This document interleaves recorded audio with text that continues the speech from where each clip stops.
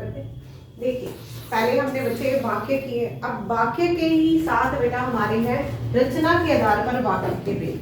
ठीक है, वो वाक्य 8 वाक्य थे, अब ये जो वाक्य है बेटा ये 3 वाक्य है। ठीक है, और ये रचना के आधार पर वाक्य के भेद है। ठीक है, ये रचना के आधार पर क्या है बेटा, वाक्य के भेद है। अब रचना के आधार पर जो वाक्य के भेद है, सबसे पहले आता है बेटा सरल वाक्य। ठीक है, सबसे पहले कौन सा वाक्य आता है बेटा, सरल वाक्य। ठीक है, जो सिंपल सेंटेंस होते हैं उन्हें सरल वाक्य कहते हैं। ठीक है, अब सरल वाक्य में क्या है बच्चे, सरल वाक्य में एक ही उद्देश्य है। अब मैंने आपको उस वीडियो में बेटा ये समझाया था कि उद्देश्य क्या है और विधेय क्या है। ठीक है, और एक ही विधेय है। ठीक है, जिसमें एक ही उद्देश्य है और एक ही विधेय है, उसे हम सरल वाक्य कहते हैं। ठीक है, ध्यान से समझना। ठीक है, अब मैं एग्जांपल लेके तुम लोगों को समझाऊंगी। देखिए उद्देश्य और विधेय क्या है, आप सरल वाक्य में देखिए जैसे क्या है,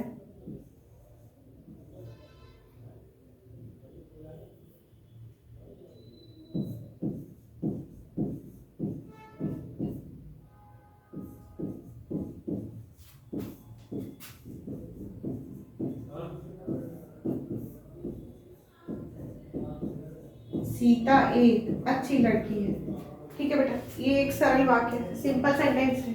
ठीक है, अब जो सरल वाक्य है बेटा, ठीक है देखिए, अब जो सरल सीता एक अच्छी लड़की है, सीता क्या है बेटा, सीता है आपका उद्देश्य। ठीक है, जिसे हम लोग सब्जेक्ट कहते हैं। अब सीता हमारा उद्देश्य है, तो बाकी बेटा क्या है हमारा, बाकी हमारा विधेय है। ठीक है बच्चे, समझ आई। सरल वाक्य क्या है बच्चे, सरल वाक्य में एक हमारा उद्देश्य होता है बेटा, एक हमारा विधेय होता है। जब एक उद्देश्य एक विधेय एक लाइन में बेटा हो, एक सेंटेंस में हो, एक वाक्य में हो, तो उसे हम लोग क्या कहते हैं बेटा, उसे हम सरल वाक्य कहते हैं। ठीक है, जैसे हमारा सरल वाक्य था, सीता एक अच्छी लड़की है, सीता उद्देश्य थी और एक अच्छी लड़की उसका विधेय। ठीक है, सब्जेक्ट विद प्रेडिकेट। अब देखिए, अब दूसरा क्या था बच्चे, अब दूसरा हमारा था, ठीक है, दूसरा वाक्य है हमारा संयुक्त वाक्य। ठीक है बच्चे, संयुक्त वाक्य क्या है, अब संयुक्त का मतलब ही आप जानते होंगे कि जिसका मतलब है कि दो या दो से अधिक वाक्य जब आपस में क्या है, जब मिलते हैं, संयुक्त होते हैं, इकट्ठे होते हैं। ठीक है, संयुक्त का मतलब है इकट्ठे होना। जब दो या, ठीक है, दो या दो से, ठीक है, दो या दो से अधिक वाक्य,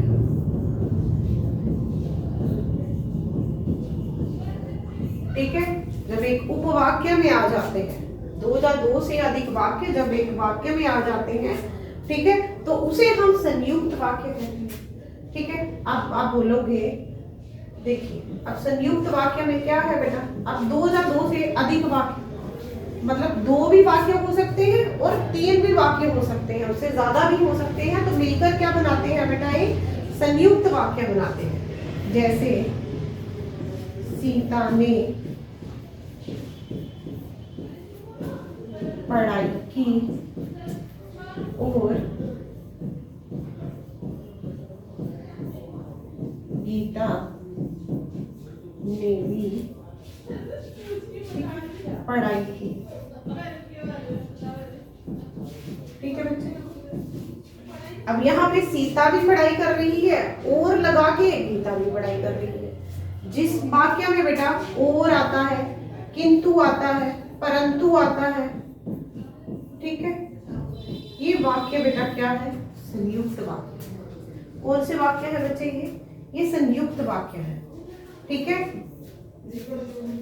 ठीक है, ये वाक्य हमारे संयुक्त वाक्य है, जहां पे दो या दो से अधिक वाक्य मिलकर एक, ठीक है, वाक्य बनाएंगे, तो उन्हें हम संयुक्त वाक्य कहेंगे। ठीक है, तो दो हो गए हमारे रचना के आधार पर ये वाक्य। अब तीसरा वाक्य है हमारा, देखिए ये है हमारा मिश्रित वाक्य। ठीक है, इसको मिश्र वाक्य भी कहते हैं और मिश्रित वाक्य भी कहते हैं। अब ये जो मिश्रित वाक्य है, ठीक है, इसमें क्या है, इसमें एक वाक्य जो है वो दूसरे वाक्य पे बेटा निर्भर होता है। ठीक है, अब ये वाला मिटा देते हैं। देखिए अब मिश्रित वाक्य में बेटा क्या है कि एक वाक्य दूसरे वाक्य के ऊपर निर्भर होता है। ठीक है, देखिए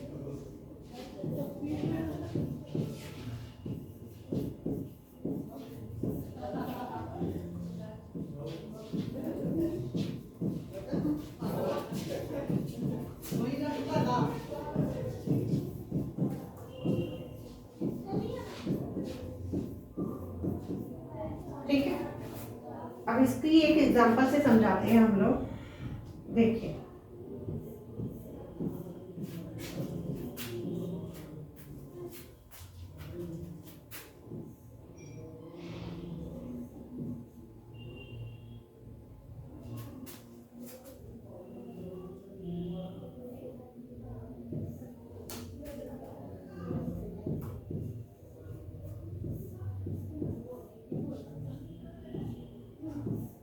जैसे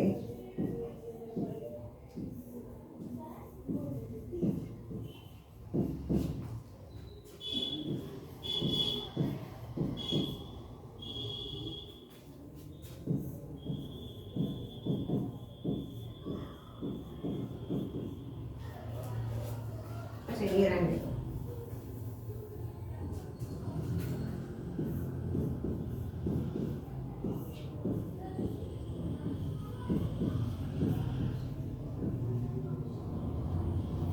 वाक्य एक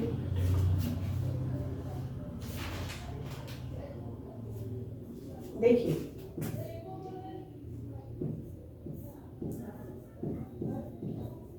मैंने देखा कि, ठीक है, राम आ रहा है।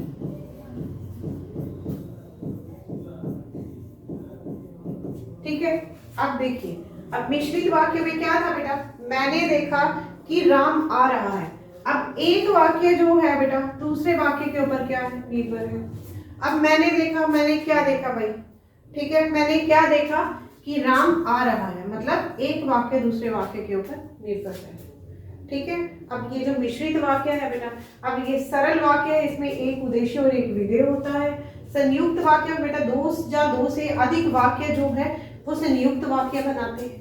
ठीक है, अब मिश्रित वाक्य में एक वाक्य दूसरे वाक्य के ऊपर निर्भर होता है, मतलब एक वाक्य जो है वो, ठीक है, जैसे मैंने देखा, क्या देखा कि राम आ रहा है। ठीक है, ये हमारा मिश्रित वाक्य बेटा। ये हमारे रचना के आधार पर 3 भेद है। ठीक है,